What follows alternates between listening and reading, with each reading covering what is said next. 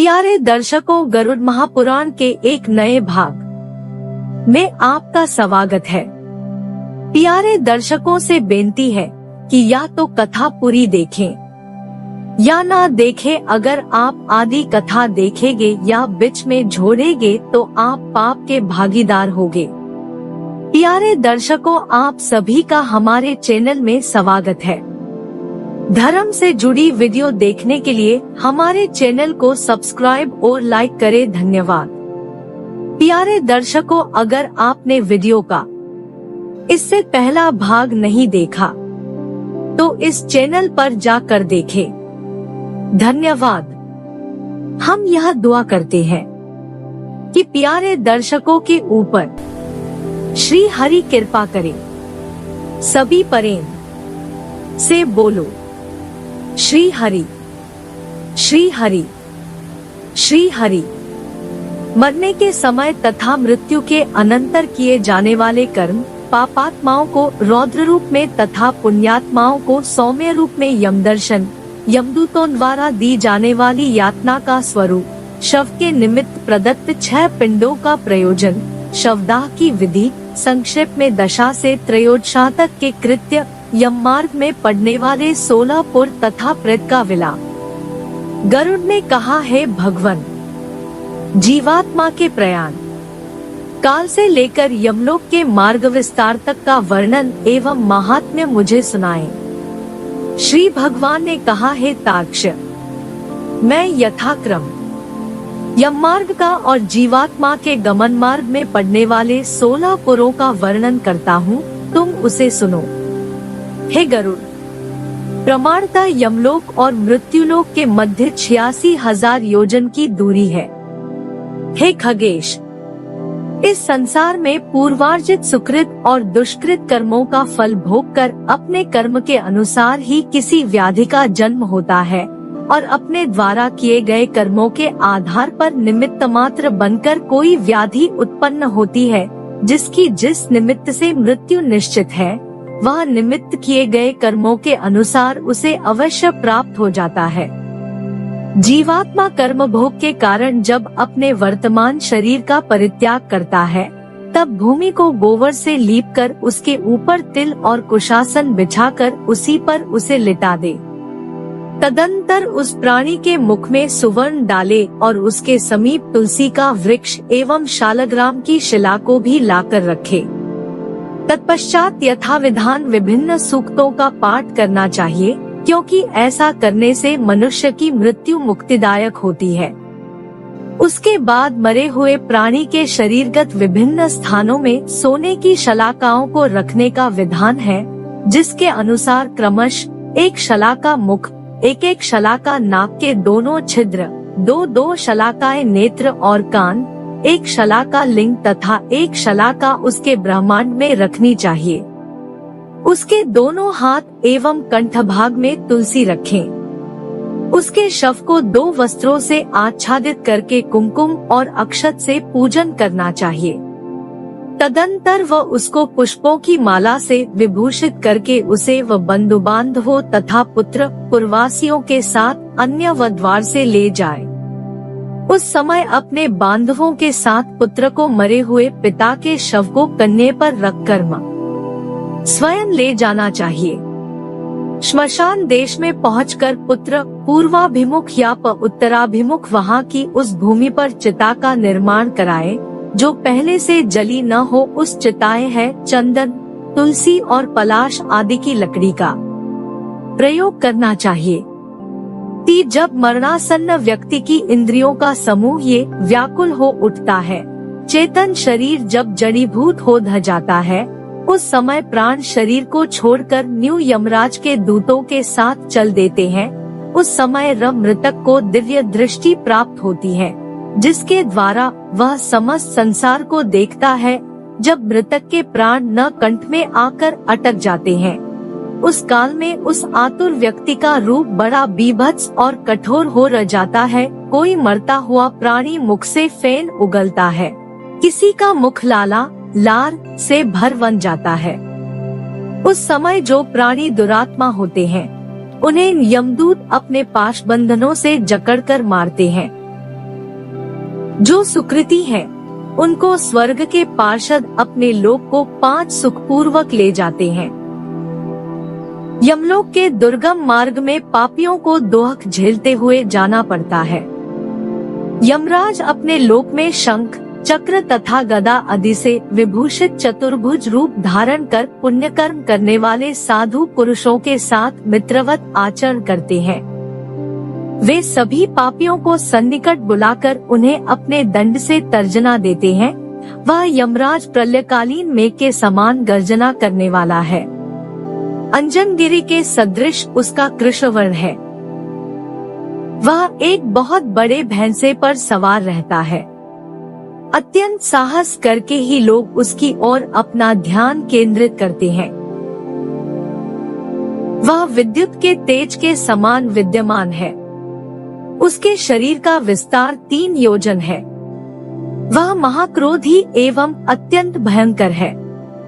भीमकाय दुराकृति यमराज अपने हाथ में लोहे का दंड और पाश धारण करता है। उसके मुख तथा नेत्रों को देखने से ही पापियों के मन में भय उत्पन्न हो उठता है। इस प्रकार का महाभयानक यमराज जब पापियों को दिखाई पड़ता है तब हाहाकार करता हुआ अंगुष्ठ मात्र का मृत पुरुष अपने घर की ओर देखता हुआ यमदूतों के द्वारा ले जाया जाता है। प्राणों से मुक्त शरीर चेष्टाहीन हो जाता है। उसको देखने से मन में घृणा उत्पन्न होने लगती है। वह तुरंत अस्पृश्य एवं दुर्गंधयुक्त और सभी प्रकार से निंदित हो जाता है। यह शरीर अंत में कीट, विष्ठा या राख में परिवर्तित हो जाता है। हे ताक्षय, क्षण भर में विध्वंस होने वाले इस शरीर पर कौन ऐसा होगा जो गर्व करेगा। इस असत शरीर से होने वाले वित्त का दान, आदर पूर्वक वाणी, कीर्ति, धर्म, आयु और परोपकार यही सारभूत है। यमलोक ले जाते हुए यमदूत प्राणी को बार बार नरक का तीव्र भय दिखाते हुए डांट कर यह कहते हैं कि हे दुष्टात्मन, तू शीघ्र चल, तुझे यमराज के घर जाना है। शीघ्र ही हम सब तुझे कुंभीपाक नामक नरक में ले चलेंगे।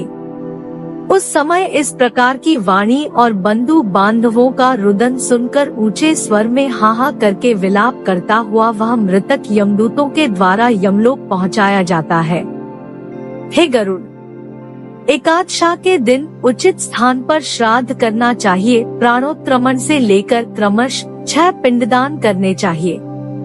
उन पिंडों का दान यथाक्रम मृतस्थान, द्वार, चत्वर, चौराहा, विश्राम स्थल, काष्ठचिन्ह, चिता और अस्थिचिन्ह के स्थान पर करना चाहिए। हे पक्षिण, इन 6 पिंडों की परिकल्पना का कारण तुम सुनो। हे ताक्ष, जिस स्थान में मनुष्य मरता है उस स्थान पर मृतक के नाम से शव नाम का पिंड दिया जाता है। उस पिंडदान को देने से गृह के वास्तुदेवता प्रसन्न हो जाते हैं और उससे भूमि तथा भूमि के अधिष्ठात्री देवता प्रसन्न होते हैं। द्वार पर जो दूसरा पिंडदान दिया जाता है उसका नाम पान्य है। उसे देने से द्वारस्थ गृह देवता प्रसन्न होते हैं। चौराहे पर खेचर नामक पिंडदान होता है। इस पिंडदान को देने से भूत आदि देवयोनियां बाधा नहीं करती। विश्राम स्थल पर होने वाला पिंडदान भूत संज्ञक है।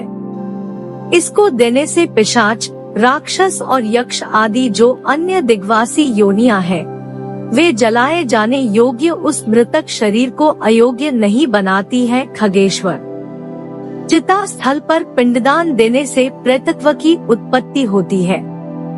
एक मत में चिता पर दिए जाने वाले पिंडदान का नाम साधक है और प्रेतकल्प के विद्वानों ने इस श्राद्ध को प्रेत के नाम से अभिहित किया है। चिता में पिंडदान के बाद ही प्रेत नाम से पिंडदान देना चाहिए।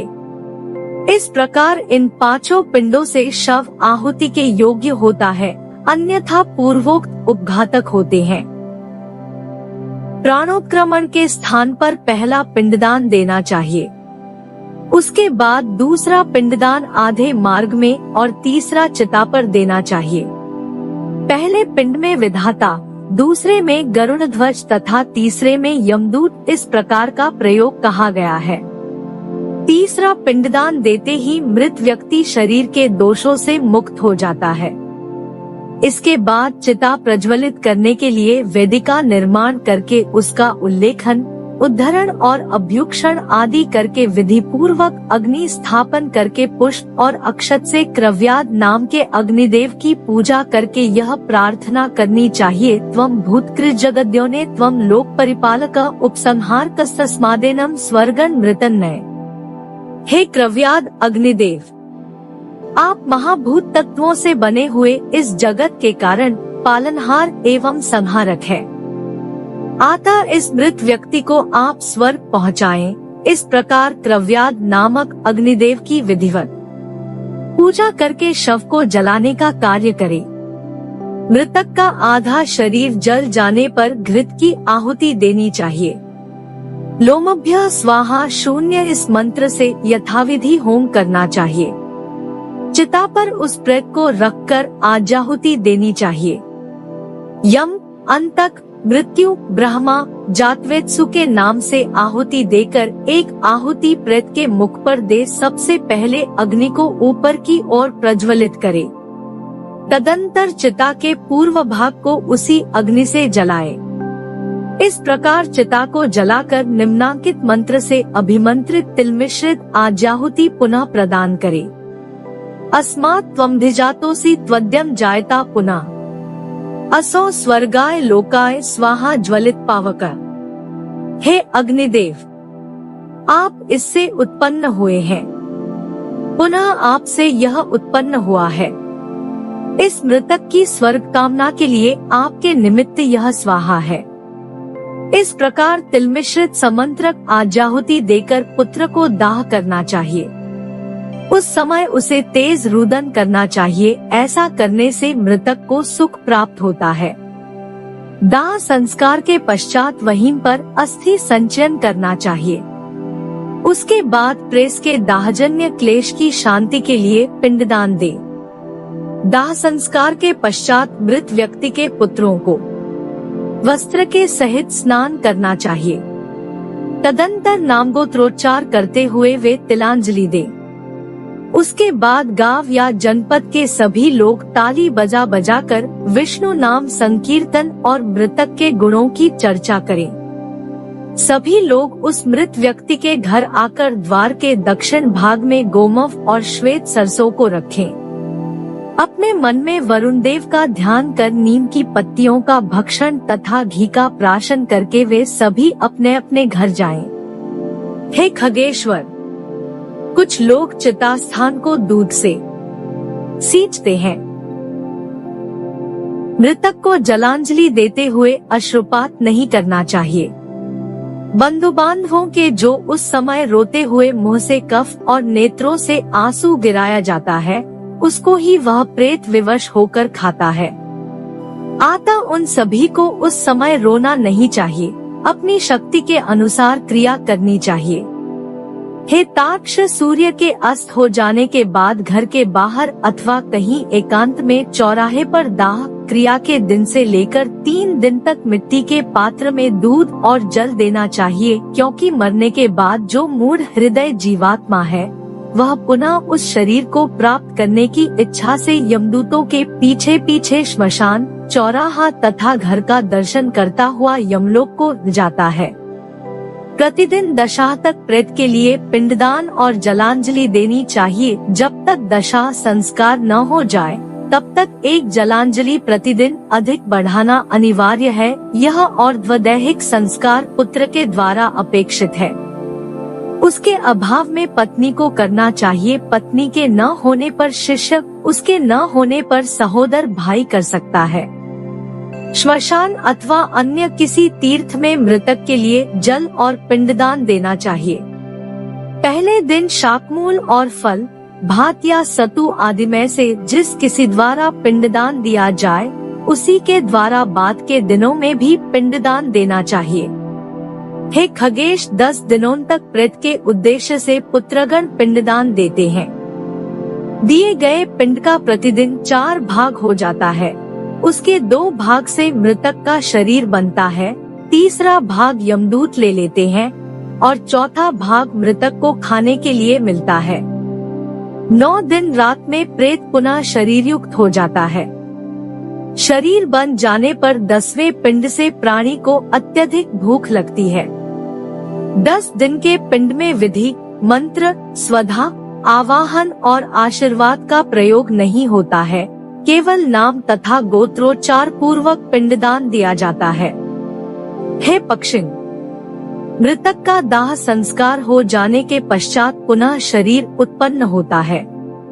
पहले दिन जो पिंडदान दिया जाता है उससे मूर्धा, दूसरे दिन के पिंडदान से ग्रीवा और दोनों स्कंध, तीसरे दिन के पिंडदान से हृदय, चौथे दिन के पिंडदान से पृष्ठ, 5वें दिन पिंडदान से नाभि, 6ठे दिन के पिंडदान से कटि प्रदेश, 7वें दिन के पिंडदान से गुह्य भाग, 8वें दिन के पिंडदान से उरु, 9वें दिन पिंडदान से तालु पैर और 10वें दिन के पिंडदान से क्षुधा की उत्पत्ति होती है। जीवात्मा शरीर प्राप्त करने के पश्चात भूख से पीड़ित हो करके घर के दरवाजे पर रहता है। 10वें दिन जो पिंडदान होता है उसको मृतक के प्रिय भोज्य पदार्थ से बना करके देना चाहिए, क्योंकि शरीर निर्माण हो जाने पर मृतक को अत्यधिक भूख लग जाती है। प्रिय भोज्य पदार्थ के अतिरिक्त अन्य किसी अन्नादिक पदार्थों से बने हुए पिंड का दान देने से उसकी भूख दूर नहीं होती है। एकादशा और द्वादशा के दिन प्रेत भोजन करता है। मरे हुए स्त्री पुरुष दोनों के लिए प्रेत शब्द का उच्चारण करना चाहिए। उन दिनों दीप, अन्न, जल, वस्त्र जो कुछ भी दिया जाता है उसको प्रेत शब्द के द्वारा देना चाहिए, क्योंकि वह मृतक के लिए आनंददायक होता है। त्रयोदशा को पिंडज शरीर धारण करके भूख प्यास से पीड़ित वह प्रेत यमदूतों के द्वारा महापथ पर लाया जाता है। जो प्रेत पापी होते हैं उनका मार्ग शीत, ताप, शंकु के आकार का चुभने वाला, मांस खाने वाले जंतु तथा अग्नि से परिव्याप्त रहता है। जो सुकृति है उनका मार्ग सब प्रकार से सौम्य है, उनको उस मार्ग में कोई कष्ट नहीं होता है। असिपत्र वन से व्याप्त उस मार्ग में इतने दोहक है कि क्षुधा प्यास से पीड़ित उस प्रेत को नित्य यमदूत अत्यधिक संत्रास देते हैं।